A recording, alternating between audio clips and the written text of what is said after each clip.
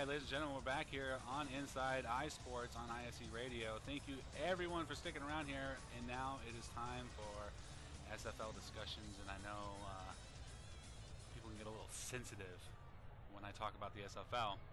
And we saw it. I guess got another friendship dissolved. Ouch. Well, broke my heart. Man, that's just man. The Cowboys just love me to death. You know, we had Sightrog that I tried to make a movement against me Saturday night. Or no, it was Sunday night, last night, because I went and commentated the game from the stands, which I did get ejected and banned for. Which in hindsight, probably not the greatest idea in the world. But you know what? I had more people tell me that they were so happy that someone was there to commentate, regardless of the situation, that it happened. And that was for your guys' game, Jason Vapenzi and Angelus Ormega, the Packers versus the Redskins. And he basically took it upon his own accord to go ahead and post stuff against me in his... it's not even his group. It's the SFL line. I don't even know what that is. I haven't heard of that group until someone pointed it out to me. And the funny thing is when you go into that group and you look at that one little post, there's about 7 responses. One guy saying, "What? I missed drama." Another person just blinks, and the other 5 responses are the same 5 people that have the biggest issues with me. It's nobody different. Nothing has changed. They've always had a problem with me, basically since I started ISC. And that, that's perfectly fine. People want to sit there and say, all he does is rumor monger. All he does is, give false information. And I'll say it here, and like I do everywhere. Name one thing I've really said that's false. And nothing's false in my post. I don't know. That's exactly what I'm talking about. Everything is true. Now I may not have, 10% of the story. Like last night, Saturday night we posted about the cancellation.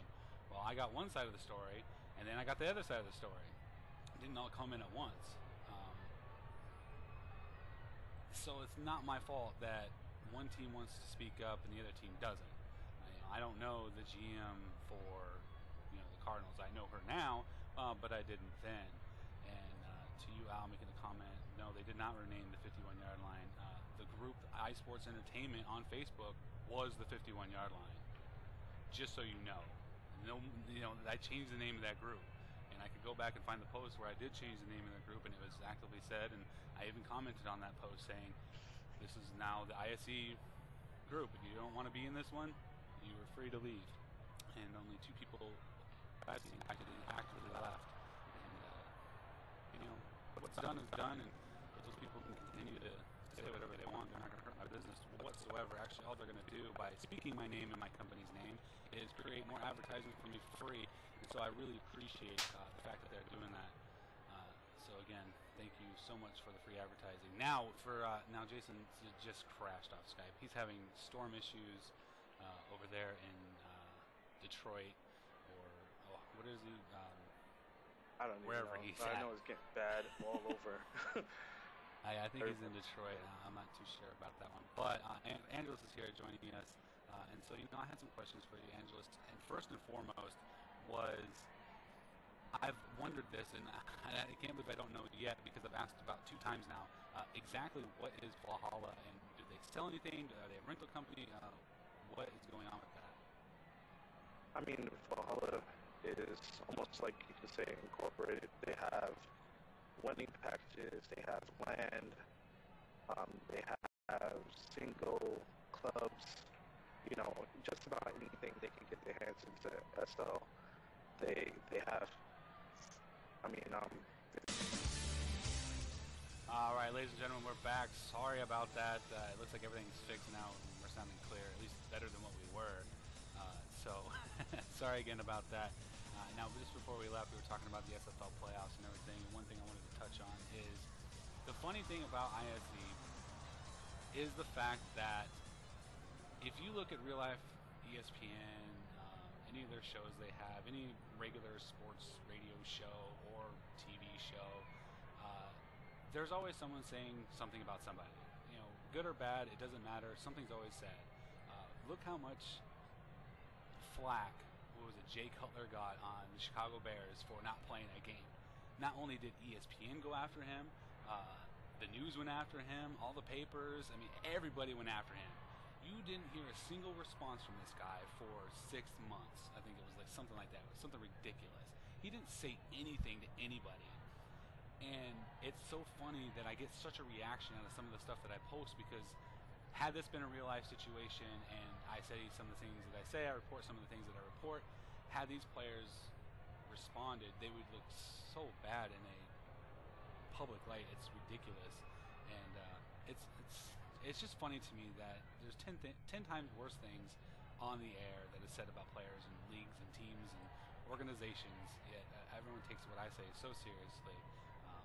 But you know, what are you going to do?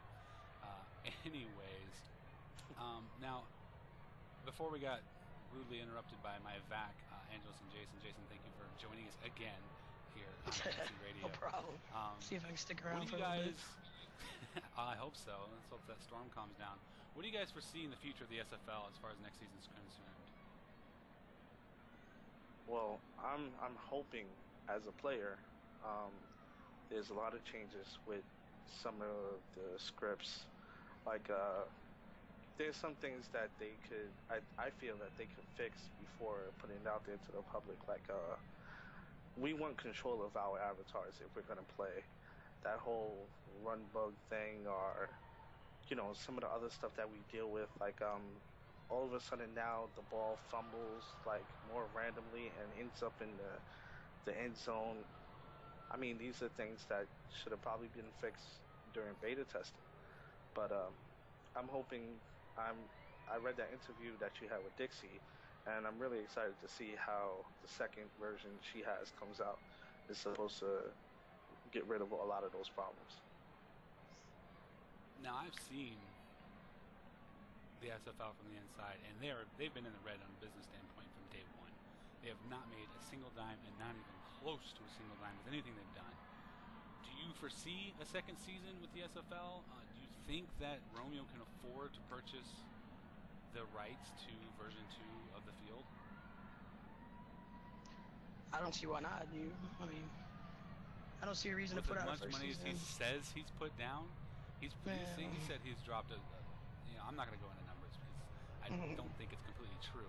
But the amount he said was the most ridiculous number I've ever heard in my life, as far as how much someone has put into a single project on SL. And he was talking real life money to me, and I'm talking in the tens of thousands of dollars. Wow. Yeah, even over 10,000. I'm sitting here going, really, $10,000 in SL is like 100 million Linden or something. That's ridiculous.